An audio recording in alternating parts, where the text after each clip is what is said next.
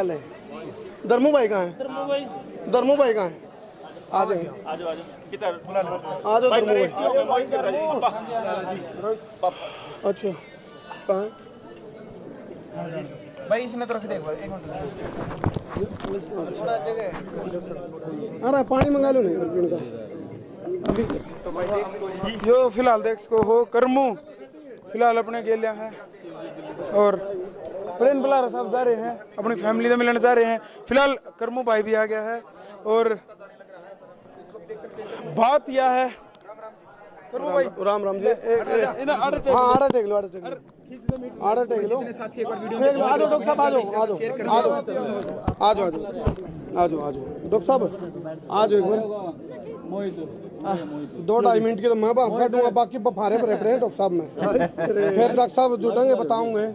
और जोन सा ने डर लगता हो भाई स्ट्राइक का वो बेसी का कोई स्ट्राइक वाली कोई बात नहीं यार, बोल दे को नहीं कदे हम काम कर दो 5 मिनट से 5 रुपए स्ट्राइक वाली कोई बात नहीं यार। सुनो राह की बात है, कहने भी बेखौफ हो गए, कोई बात को नहीं ना ना स्ट्राइक आ जाएगी। और पहले तेल की मसला नहीं लड़की। सुनो भाई पहली बात तो मैं सौभाग्यशाली हूँ, मैंने जेल में जाने का मौका मिला और डॉक्टर साहब ने मिला।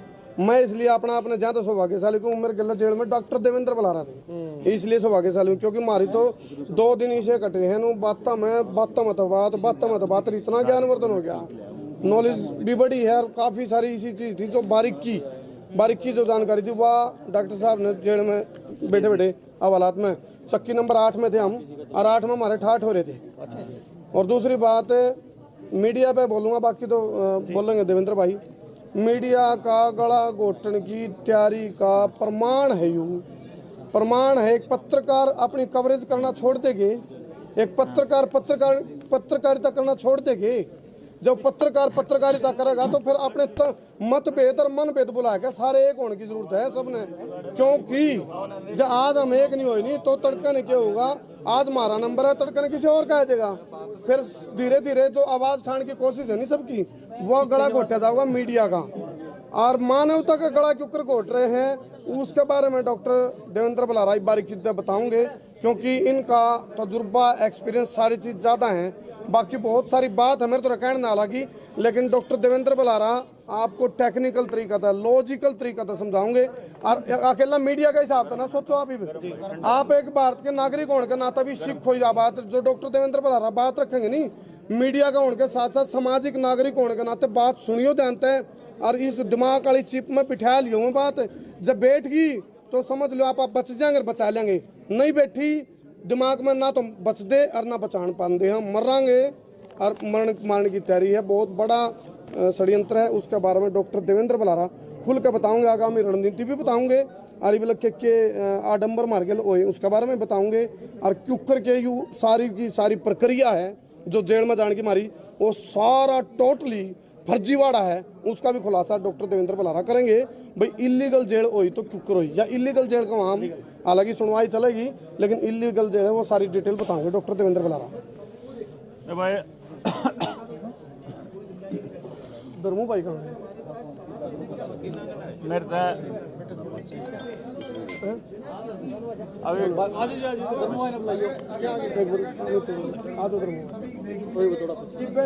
खड़े हो जाएं ना ठीक है, आप बैठ के कोई बात ठीक पोजीशन है, कोई बात नहीं, आ जाओ बैठ जाओ। आप भी अगर बैठ सको तो, अगर नहीं तो कोई बात नहीं। डॉक्टर साहब राम राम। देखो जी, सभी को सारे के सारे हरियाणा के, पंजाब के, यूपी के, पूरे देश के जितने भी लोग जो समर्थन में थे, उन सबको मेरी हाथ जोड़कर नमस्ते और बहुत बहुत धन्यवाद। 3 दिन पहले ना, जब गिरफ्तार होने से 2 दिन पहले, मैं हरियाणवी में नहीं बोलूंगा क्योंकि पूरी दुनिया देख रही है आप लोगों को ना, तो इसलिए मैं हिंदी में बात करूंगा। और हिंदी में बात करना इसलिए जरूरी है कि 3 दिन जब गिरफ्तार हुआ उससे 2 दिन पहले मैं तिगड़ाना का प्रोग्राम करके, और हम लोग शेखपुरा आने लग रहे थे, शेखपुरा के लोगों से बात करते हुए, तो एडवोकेट प्रदीप मोर मेरे साथ थे। प्रदीप मोर ने बोला डॉक्टर साहब जो आप खतरा ले रहे हो मोल, वो तो एकला ले रहे हो, और जो भला होगा वो सारे देश का होगा। तो मैं यूं कहा था प्रदीप को कि भाई प्रदीप जी इनके समझ में आ गई ना, इस देश वाला अगर खास तौर पे इस नॉर्थ इंडिया के समझ में आ गई तो खतरा भी सारे बराबर में मोल ले लेंगे। और जो 3 दिन में जो आप लोगों ने दिखाया है ना करके, इसके लिए मैं आप लोगों को सत सत प्रणाम करता हूँ भाई, दंडवत प्रणाम करता हूँ।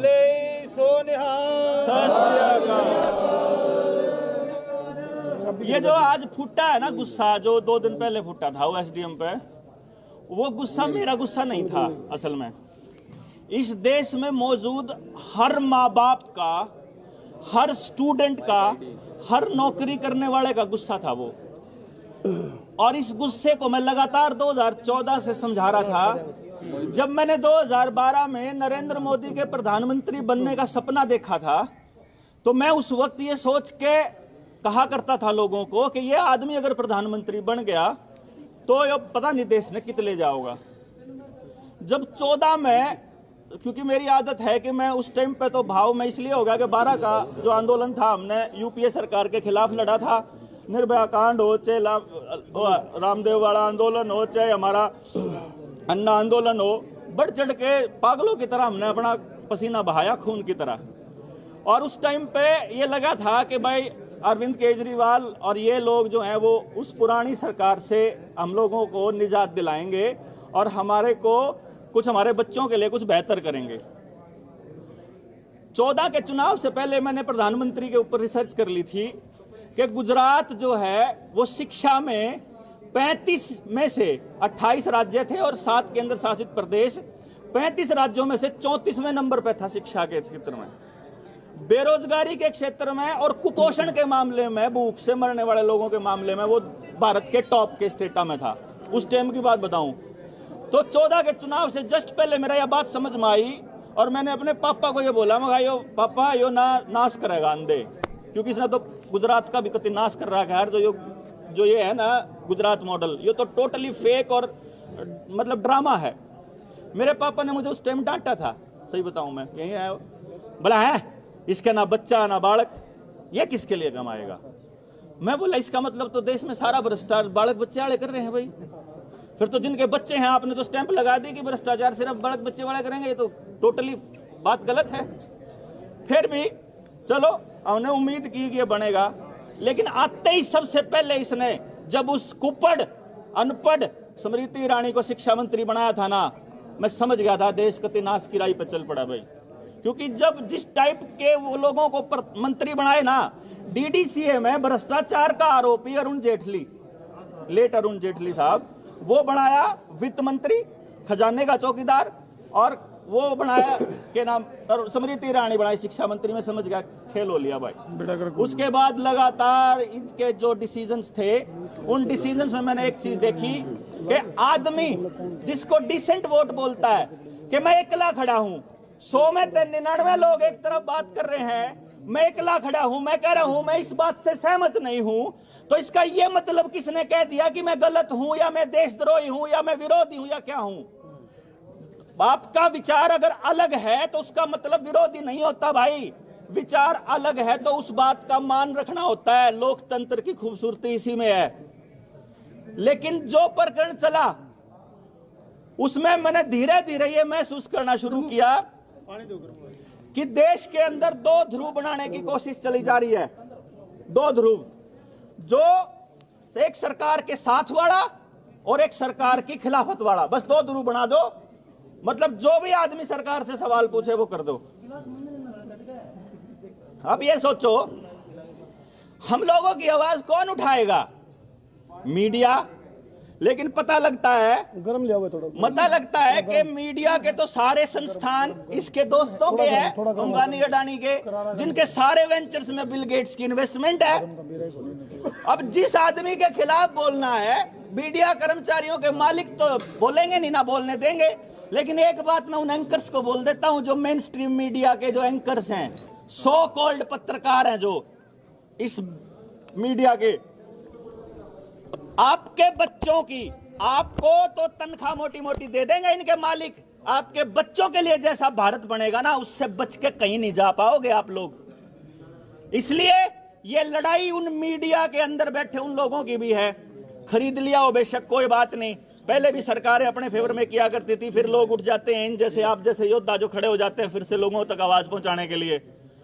और भाई फिर बात होती है कि जो विरोधी पार्टियां हैं, विरोध करने वाली, जो कि अगर सरकार कोई निर्णय लेती है तो उस निर्णय की खिलाफत करें उसकी कमियां बताकर, क्योंकि जब तक आपकी कमियां नहीं बता जाएंगी तब तक आपका पता नहीं चलेगा।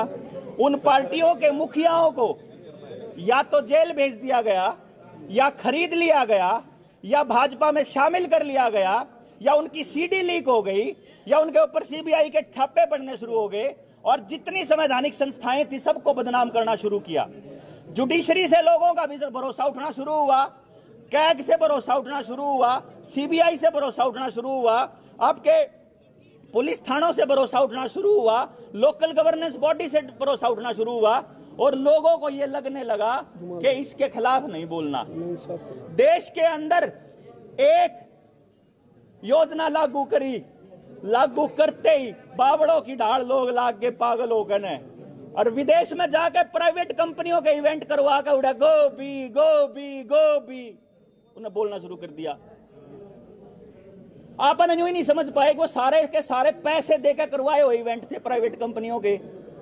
लोग सोचे सरकारी इवेंट है, देश की बड़ा मान हो रहा है, और उस चक्कर में वो लोग देशभक्ति के उस रस में ऐसे डुबो दिए कि सवाल पूछना ही भूल गए हम लोगों ने। जो भी सवाल पूछने वाला दिखा है, जो भी सवाल पूछने वाला दिखा है उसने न्यू लागन लग गया। जब सवाल पूछ लिया ना तो भाई देशद्रोही कह देंगे, इसलिए पूछना बंद कर दिया। मैं लिखता रहा, मेरे को 2015 में बड़ा नेगेटिव आदमी बोला उन्होंने। मैंने स्वच्छता अभियान पे बोला भाई पहले हम कर्मचारी भर्ती कर लेंदा, फिर के कमी हवा बता लेंदा, खाम खाई लाइन में लगे रहेंगे इतना पैसा खाओगे। इब्नू देख लो, मतलब कोई भी काम हो है? थोड़ा आवाज कहते यार कम कर देंगे यार। हाँ आवाज वो तो कर। अभी क्या होया, बाकी के जितने भी योजनाएं थी सरकार की, एक बात ध्यान रख लियो, उसमें दो काम हुए। एक तो उस काम को करने का ठेका प्राइवेट कंपनी को मिला, दूसरा आदमी लाइन में लगे।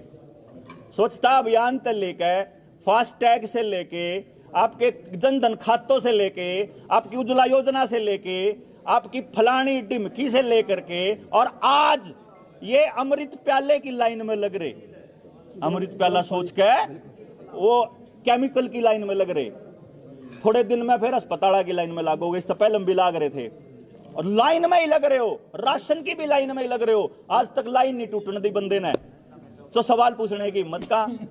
थोड़ा सा माहौल ठीक होने लगा है, फिर रोटी का लाला पड़ जाए, रोटी के लाले पड़ते आदमी के पास सोचने की हिम्मत का बचे है जी। रोटी खाएगा तो सवाल पूछेगा।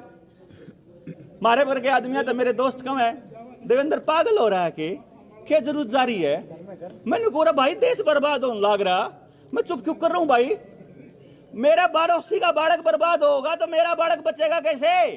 मेरे पड़ोसी के बच्चे के लिए अगर अमित शाह खुद अडानी के साथ मिलके अगर ड्रग्स का धंधा कर रहा है तो मेरे बच्चे को भी तो ड्रग्स मिलेगी। वो अगर वो हथियारों का धंधा कर रहा है तो वो हथियार मेरे ही बच्चों को तो मारेंगे। तो जोन सा वो मीडिया वाला आदमी छुपा बैठा है उसके भी तो बालक न मारेंगे। अगर ये केमिकल खराब हैं, अगर ये गलत हैं तो इनके बच्चे भी तो मरेंगे। लेकिन क्या है, लॉजिक की कर दी ऐसी तैसी, गुण से है। मैं बैठ के लिख के ले आया था, एक भी बच जाओ तो भाई अपना गिनती कर लियो, थम भी हो इस लाइन में।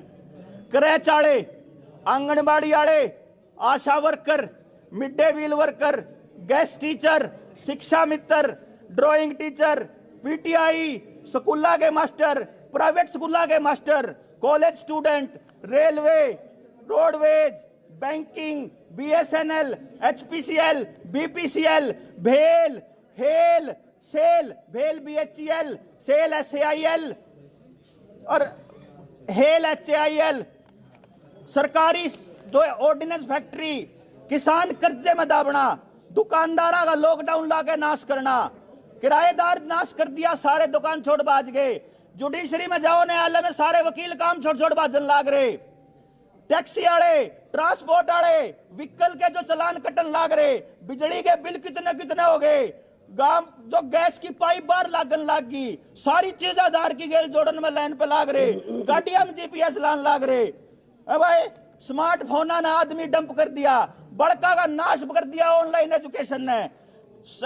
5G ला लगे, लोगों के दिमाग खराब होने लग रहे, उनके दिमाग सेटिंग में नहीं आने लग रहे, उनको लंग्स की प्रॉब्लम आने लग रही, सांस की प्रॉब्लम आने लग रही, नाम ले में दूसरी लहर का हमने के बेरा नहीं। इस देश में 2010 के बाद रेडिएशन के ऊपर रिसर्च भी नहीं हुई दोस्तों। रेडिएशन कितने खतरनाक तरीके से आपके बच्चों का दिमाग खत्म करने लग रही है। आपके घर में सीसीटीवी कैमराज लगे हुए हैं स्मार्ट टीवी के माध्यम से। स्मार्ट टीवी जो एयरटेल से चलता है, जो इंटरनेट से चलता है, वो इंटरनेट आपके सारे घर की इंफॉर्मेशन देवा है। या मेरे तो बताई पुलिस वाला ने बोला हमारी ट्रेनिंग चल रही थी, उन्हें मारते लाइव करके दिखाया कि देख, एक पुलिस वाला बुला लिया, तेरे घर में स्मार्ट टीवी है? बोला हाँ। बोला यो देख तेरा छोरा खेलने लग रहा है, तेरी बहू के बनाने लग रही, तेरा यू के बना। एक एक चीज किस वजह से? घर में जो स्मार्ट डिवाइस लग रही थी उनकी वजह से। Artificial intelligence, robotics, internet, social media का कबाड़ा देखो। मेरे वर्गा सच्ची बात लिखा है तो उसकी खबर उठ जाए। क्यों? क्योंकि एयरटेल का यो इसका ससुराल, इसका नाम याद आवा, इस बीमार कंपनी का, वो जो अरे निकम्मे सर, ये नगा नाम खोल लेना, क्योंकि एडवर्टाइजमेंट करा, बीएसएल का नाश करके अपने दोस्तों की वो करी इन्होंने। मैं जो बता रहा था, जो सोशल मीडिया का, फेसबुक और इंस्टाग्राम का मालिक और गूगल का मालिक, दोनों के दोनों वर्ल्ड इकोनॉमिक फोरम का मेंबर हैं। वर्ल्ड इकोनॉमिक फोरम कौन सी है? जिसने आजकल यूनाइटेड नेशन का सस्टेनेबल डेवलपमेंट एजेंडा चुरा रखा है। सस्टेनेबल डेवलपमेंट एजेंडा 2017 में वर्ल्ड इकोनॉमिक फोरम ने सरेआम ऐलान किया हुआ है, आप लोगों को पता भी नहीं है। ट्विटर अकाउंट पे जाओ, उसके वर्ल्ड इकोनॉमिक फोरम के वीडियो पड़ी हुई है, मेरे अकाउंट पे भी पड़ी हुई है ट्विटर पे। मोदी ने नुका रखा है, by 2030 you will own nothing and you will be happy. तुम्हारा कुछ भी नहीं होगा तुम्हारे पास, तुम किसी चीज के मालिक नहीं होगे और तुम हैप्पी होगे। सरेआम बता रहे हैं वो लोग आपको कि आपकी जमीन, आपका पानी, आपकी बिजली, आपकी गैस, वो हमारी दया पे निर्भर होगा। अगर हम चाहेंगे तो तुम्हें मिलेगा, नहीं चाहेंगे तो नहीं मिलेगा। इसीलिए आपकी जिंदगी से जुड़ी हुई एक एक चीज को इन लोगों ने आधार कार्ड के साथ जोड़ा। वो आधार कार्ड जो सरकार की एंटिटी नहीं है, वो आधार कार्ड जो नंदन नीलकेणी की आइडेंटिटी है। उस आधार कार्ड के ऊपर सुषमा स्वराज का, अरुण जेटली का भाषण देख लो 2014 से पहले का। 2014 से पहले जब कांग्रेस की यूपीए सरकार जब लेकर के आई थी आधार कार्ड को, तो अरुण जेटली और सुषमा स्वराज ने कहा था कि ये हमारे देश के नागरिकों की निजी जानकारियां और उनकी गोपनीयता का चोरी है, उसमें हस्तक्षेप कर रहे हैं आप लोग, ये गलत काम कर रहे हो। और खुद के विरोध किया था बीजेपी ने। ऐसा क्या हो गया भाई कि नंदन नीलकेणी वित्त मंत्री अरुण जेटली से एक मुलाकात करता है 2 घंटे की, और उसके बाहर निकलते ही आधे घंटे में अरुण जेटली जो है वो बयान देता है मीडिया के सामने आके प्रेस कॉन्फ्रेंस करके कि आपसे हर चीज के साथ आधार कार्ड कंपलसरी हो जाएगा। जगदीप जाखड़ और इतनी बड़ी लड़ाई लड़ी जिनने आधार कार्ड के ऊपर हरियाणा में, रविंदर डुल वकील था उनका। रविंदर डुल ने लड़ाई लड़के ने कहा भाई आधार कार्ड कंपलसरी नहीं होना चाहिए। और प्रशांत भूषण लड़ रहा वहां से, प्रशांत भूषण जी ने जब उसके बाद पूरे देश के अंदर सुप्रीम कोर्ट ने आदेश दिया कि आप कंपलसरी नहीं कर सकते। लेकिन किन्होंने क्या किया? आपके काम इतने मुश्किल कर देंगे, आधार कार्ड से जाओगे तो आपका सिम कार्ड एक्टिवेट हो जाएगा ऐसे चुटकियों में, और लाइसेंस पर लिखोगे तो बाट देखो 1 हफ्ता। आम आदमी सोचता है कि कुछ नहीं, उन्हें बेरा भी को नहीं कि तेरी सारी चीज चोरी होने लग रही, तेरा ITR, तेरा बैंक अकाउंट, तेरा खाता, तू कितना खर्चा करे, तू कित जावे, किससे क्या क्या बात करता है, एक एक चीज सरकार के पास वहां जान लगी। सरकार के पास नहीं, नंदन नीलकेणी प्राइवेट कंपनी के पास। हमने बहुत विरोध किया था उसका, लेकिन लोगों का नहीं समझ में आया। जब 2020 में पहला लॉकडाउन लाया था, 22 मार्च ने, 5 मई का मेरी फेसबुक पर मैंने लिखा था, उसका स्क्रीनशॉट मैंने रख लिया था बाय चांस। मैंने यो लिखा था कि तुम लोग ये अखबार तो पढ़ रहे हो, कागज पे इतनी देर रहता है, कांच पे इतनी देर रहता है, फलाने पे इतनी देर रहता है, नीचे वाला लाइन नहीं लिख रहे, इसकी सुई नहीं आई है अब तक। उसमें मैंने कहा था आने वाले टाइम में तुम्हारे की यूनिक आईडी बनेगी और वो आधार कार्ड के साथ जुड़ेगी और तुम्हारे ये केमिकल लेने के ऊपर डिपेंड करेगी कि तुमने केमिकल ले लिया तो नहीं। और आने वाले वक्त की जिंदगी की हर सर्विस आपकी इसके साथ जुड़ेगी, और यहां तक कि आपकी गट हेल्थ। मेरे यूट्यूब चैनल पे कपिल बजाज का इंटरव्यू मैंने डाला था, सेंसर्स लगेंगे आपकी लैट्रिन के अंदर आने वाले टाइम में, पोटी के अंदर, उसमें फ्लश के अंदर। अगर आपकी गट हेल्थ खराब है, गट हेल्थ आपकी जो इंटेस्टाइन के अंदर होती है, तो आपके दरवाजे के साथ उसका कनेक्शन होगा। गट हेल्थ खराब है तो आपको घर से बाहर निकलने नहीं दिया जाएगा। ये हालत आने वाली है, जितने बच जाएंगे इस अमृत प्याले के बाद। आपकी जिंदगी को नरक बनाने वाले हैं। जितने बच गए, इसके साइड इफेक्ट सुन लो। कोई भी लॉन्ग स्टडी नहीं है, लॉन्ग टर्म स्टडी नहीं है इसके ऊपर। आज तक ना आईसीएमआर, ना आईएमए, ना अपनी एम्स, ना गुलेरिया, ना बलराम भार्गव, ना आपकी सीडीसी और ना डब्ल्यूएचओ आज तक ये एक्सप्लेन नहीं कर पाए कि इस बीमारी को वजह से एक भी मौत हुई हो। एक्सीडेंट से मौत हुई तो भी भला इस फर्जी बीमारी से, ठीक है।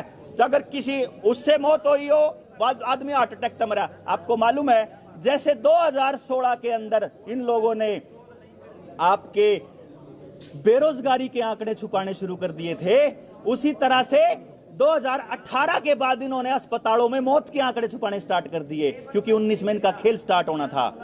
जॉन हॉपकिंस यूनिवर्सिटी के अंदर 2019 के अंदर, सितंबर 2019 के अंदर पूरा ट्रायल हुआ था इस बीमारी का। मेलिंडा एंड गेट्स फाउंडेशन, जो बिल गेट्स की फाउंडेशन है, उसके अंडर में, जिसने ये कहा था कि आने वाले टाइम में जो महामारी आने वाली है, कौन से देश को क्या क्या हम लोग ड्यूटी देने वाले हैं। आप जाके देख सकते हो, उसके तो डॉक्यूमेंट पड़े हुए हैं। 2017 में जब बिल गेट्स को पद्म भूषण दिया नरेंद्र मोदी ने 2016 में, तो हमारी नीति आयोग क्यों बनाया था पता है आप लोगों को? इसलिए बनाया था भाइयों, क्योंकि पहले जो प्लानिंग कमीशन था ना, उसमें सारी सरकारों के भर्ती करे हुए अफसर थे। तो इन लोगों को लगा कि अगर कोई प्लान बतावांगे तो वो लीक होगा, उसकी सारी कमी पता लगेंगी तो पब्लिक बोलने स्टार्ट कर जाएगी, सोशल मीडिया पर तो कम से कम बवाल उठेगा ही। तो इन्होंने क्या किया, पूरा प्लानिंग कमीशन धड़ाम से बर्बाद करके और अपना नया खेल चालू करा, नीति आयोग। नीति आयोग का चेयरमैन खुद प्रधानमंत्री, उसका सीईओ अमिताभ कांत। क्या बोलते हैं अमिताभ कांत, क्या बोलता पता है? इस देश में टू मच डेमोक्रेसी है। ये उसके शब्द हैं, और किसी का विरोध नहीं आया। जब रोहित वेमुला को हैदराबाद यूनिवर्सिटी में मारा, किसी का विरोध नहीं आया। जिस टाइम पे एक करके पिटन लाग रहे थे, किसी का विरोध नहीं आया था। इसीलिए इन सरकारों को यह यकीन हो गया कि ये इस देश के लोग इतने नासमझ हैं, इतने मूर्ख हैं कि इनको हमारी चालों का पता ही नहीं चलता। इसीलिए हम जो चाहें कर सकते हैं। आपको पता लगे, आपके आंकड़े सारे के सारे छुपा लिए गए, मौत के आंकड़े जो 2018 से पहले के बताऊं था। केरल की सरकार, किसकी सरकार है जानते हो? सीपीआई की। भाई साहब, कम्युनिस्टों की सरकार में सफेद ड्रेस पहन के निपा वायरस का पूरा रिहर्सल हुआ था, जो आपको ड्रामा करके दिखाया था ना शमशान घाटों में। 6 शमशान घाट हो कर एक शहर में, सब में 1-1, 2-2 मौत रोज लगभग हो जाती है। भाई साहब, इन्होंने सारे शमशान घाट बंद करके वो शमशान घाट खोला जो रोड के नजदीक था, जहां ड्रामा चलता हो। सफेद वो पार का पूरा ड्रामा दिखाया। अस्पतालों के अंदर आज भी चले जाओ, दूसरी बीमारियों के मरीज आज भी ओवर पॉपुलेटेड हैं, तो उस फर्जी ड्रामे के मरीज भी ओवर पॉपुलेटेड थे। फिर ऐसा कैसे हो सकता है कि आईसीएमआर एक प्रोटोकॉल जारी करता है पूरे देश के डॉक्टरों को, और वो भी बंगाल चुनाव के खत्म होने के जस्ट पहले, जब चुनाव प्रचार खत्म होता है, कि तुमने अगर किसी और बीमारी से इलाज किया, तो तुम्हारा लाइसेंस किसी और पद्धति से इलाज किया तो लाइसेंस रद्द कर दिया जाएगा। ना तुम नेचुरोपैथी से इलाज कर सकते, ना तुम योगा से कर सकते, ना तुम होम्योपैथी से कर सकते। इलाज करोगे तो सिर्फ एलोपैथी से करोगे, और वो इलाज भी तुम ये दवाई दोगे जिसको रेमडेसिविर कहते हैं, जहां आपको स्टीरॉइड दिए गए, जहां आपको रेमडेसिविर के साथ साथ वो एंटीबायोटिक दी गई, और इन तीनों का कॉम्बिनेशन ट्रायल पे था। क्योंकि आपको यह भी नहीं पता कि वो दवाइयां भी इमरजेंसी यूज ऑथराइजेशन के लिए अप्रूव हुई थी, और जो ये आपके बड़का का लाग रहा है ना, यो भी इमरजेंसी यूज ऑथराइजेशन के लिए अप्रूव होया है। कौन सी इमरजेंसी है भाई जिसके लिए इतना हंगा ला रहे हो? कैंसर के लोग इतने बीमार पड़े पंजाब में, ट्रेन भर के जावा है, उनका इलाज तो धक्के से नहीं करते तुम लोग। रैलियों में 3-3 लाख बुलाते हो, उनको तो सर्टिफिकेट नहीं मांगते तुम लोग। तुम्हारे को 5 नौकरी करने वालों से सर्टिफिकेट मांगते हैं। और बुज़दिल लोग कौन से हैं? वो एक मास्टर जी मेरे को बोलता है, मैंने तो नहीं लिया है जी, मेरी लड़की ने भी नहीं लिया, मेरी बीवी ने ले लिया। मैं क्या, क्यों ले लिया भाई? बोला जी उसका डीडीओ ये कहने लगा, अगर नहीं लोगे ना तो तुम्हारी सैलरी नहीं दी जाएगी। मैं क्या, बस सैलरी के लिए? आज सैलरी के लिए तुमने अपने बाजू आगे करी है, कल को सैलरी के लिए पिछवाड़ा आगे कर देना। कल को तुम्हारा वो डीडीओ बोलेगा तुमको कि तुम अपनी लड़की को नहीं भेजोगे रात को, तो तुम्हारी सैलरी निकलेगी, तो तुम लोग इतने बुज़दिल हो गए हो कि तुम अपने शरीर की रक्षा भी नहीं कर सकते। मेरा शरीर मेरी मर्जी, मेरा शरीर मैं किसको दूं किसको ना दूं, मेरे शरीर में केमिकल किसी भी रास्ते से डाला जाए, मेरी मर्जी, मैं मालिक हूं। कोई और कौन होता है उसके साथ जबरदस्ती करने वाला? मैं ये कह रहा हूं कि आज तुम मेरे साथ कर रहे हो, कल को मेरे बच्चों के साथ करोगे, और तुम्हारे भी बच्चों के साथ करने लग रहे, तुम चुप बैठे हो। और किस दवाई का, कौन सी दवाई का? वो दवाई जो इमरजेंसी यूज के लिए अप्रूवल हुई है, बच्चों की भी केमिकल इमरजेंसी यूज के लिए अप्रूवल हुए है, और बड़ों के भी। इमरजेंसी यूज का अप्रूवल समझते हो कि किसी का इमरजेंसी हो रहा तो टेस्ट करके देख लियो, लेकिन इमरजेंसी जी लिखता हो तो। लेकिन यहाँ क्या है, हाँ ठीक ठाक है, मेरा तो कुछ नहीं हो रहा, ना लुआना पड़ेगा। क्यों लुआना पड़ेगा? लुआना पड़ेगा, सरकार का नहीं जाने देंगे, वहां नहीं जाने देंगे, वहां नहीं जाने देंगे। कहाँ नहीं जाने दोगे भाई? कौन से संस्थान में जाने से रोक रहे हैं? वो संस्थान जो बनाया हमारे मजदूरों ने, वो संस्थान जिसको बनाने में टैक्स का पैसा हमारा लग रहा, वो संस्थान जिसमें बैठा हुआ वो नौकर, जिसको डीसी कहते हैं ये लोग, जो मालिक बना बैठा है डिजास्टर मैनेजमेंट की आड़ में, इस एक्ट की आड़ में, उस आदमी ने राक्षस बना बैठा है। मालिक नहीं, राक्षस बना बैठा है वो डीसी, उसको राक्षस बना दिया। वो डीसी कहता है कि तुम मालिक हो, मैं मालिक हूं, आप मालिक हैं, सारी जनता मालिक है इस देश की। वो बताएगी सरकार को कि हमको कैसे जीना है, और सरकार उसके हिसाब की नीतियां बनाएगी, सरकार नहीं बनाएगी। भला देश के लिए अच्छा कर रहा है। देश बनता है देश के लोगों से, देश की मिट्टी से, देश की जमीन से, देश के किसान से, देश के मजदूर से, देश के छात्रों से, नौजवानों से, बच्चों से, उसके कीड़े मकोड़ों से, पक्षियों से, वहां की जो जीव प्रणाली है उससे। देश कोई नक्शा नहीं होता मेरे दोस्तों, मेरे से देश बनता है। 14 से लेके आज तक ऐसा देश बना दिया, बाहर निकलते हुए डर, नौकरी करते हुए डर, खाना खाते हुए डर, आपको कुछ भी करते हुए डर, दफ्तर में जाते हुए डर, मीडिया में बोलते हुए डर, क्या ड्राइव करते हुए डर। इन लोगों का हार्ट अटैक होने लग रहे। वो दवाइयां जिनमें कंपनी सरेआम अपनी वेबसाइट के ऊपर लिखन लग रही कि मारा टीका लगे पीछे, थारे को हार्ट अटैक भी हो सका है, ब्रेन हेमरेज भी हो सका है, लकवा भी हो सका है, नपुंसक भी हो सको, एलर्जी भी हो सका है, सिर में दर्द भी हो सका है, खांसी भी हो सका है, पेट दर्द भी हो सका है, आपके जलन भी हो सका है, गोड्डे भी टूट सके हैं, शरीर भी टूट सका है, आगे प्रजनन क्षमता भी खत्म हो सका है। वो बताने लग रहे अपने उनमें, और आप लोगों को कोई डॉक्टर नहीं बताता। इन्फॉर्म्ड कंसेंट लेनी होती है। अगर आपके बालक के कोई सुई लाओगा ना, वो डॉक्टर आपने सामने बिठाओगा उसके बाप ने, वो उसके बाप से पूछेगा या माँ से कि तेरा बच्चा बैठा है, मैं इसको ये वाली कंपनी का ये वाला केमिकल डालने वाला हूं इसके शरीर में, इस बाजू के थ्रू, और इसके अंदर कंपनी ये कहती है कि ये साइड इफेक्ट हो सकते हैं, और तुम बताओ लगवाना है कि नहीं लगवाना। अगर मालिक मना कर दे तो ये मना नहीं कर सकते। खेल देखो कितना बड़ा है दोस्तों। मेरी एसडीएम साहब से लड़ाई किस बात पे हुई? अपना गुलामी का पट्टा मुंह का कच्छा डालने के ऊपर, कि मुंह का कच्छा पैर।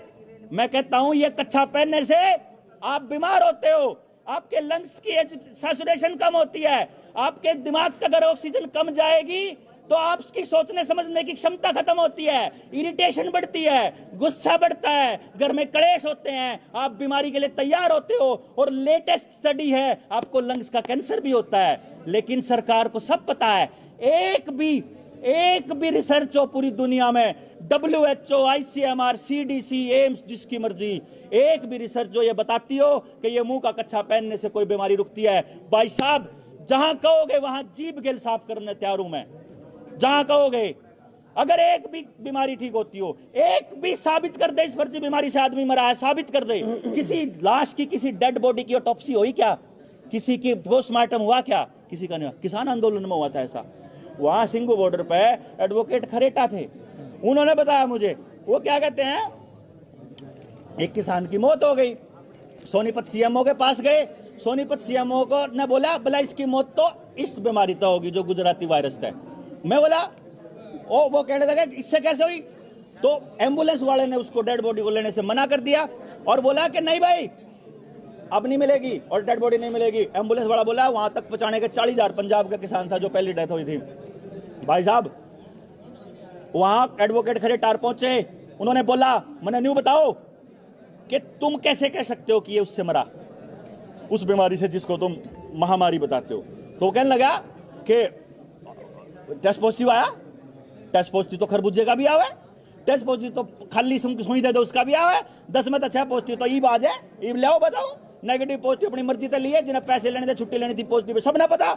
जब एक आम आदमी को पता है कि नशा कहां से मिलता है, टेस्ट पॉजिटिव नेगेटिव कहां से निकलता है, कि भाई उन्हें नहीं पता जो उनसे बैठे सरकार में, सारा पता, सारा खेल पता, कितने लोग मर लिए सारा पता। लेकिन उस आदमी की जिसका इतिहास नरबली लेने का है, जिसका पॉलिटिकल जिंदगी ही शुरू नरबली लेने से हुई थी, उस आदमी को नरबली लेने में मजा आता है।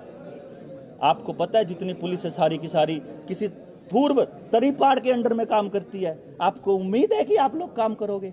एग्जाम्पल सेट कर दिए। पत्रकार बोलेगा तो गौरी लंकेश बना देंगे, छात्र बोलेगा तो रोहित वेमुला और नसीब बना देंगे, आप पॉलिटिशियन बोलोगे तो आपको जेल में डाल देंगे, आपके आदमी मिला लेंगे, आपके घर पे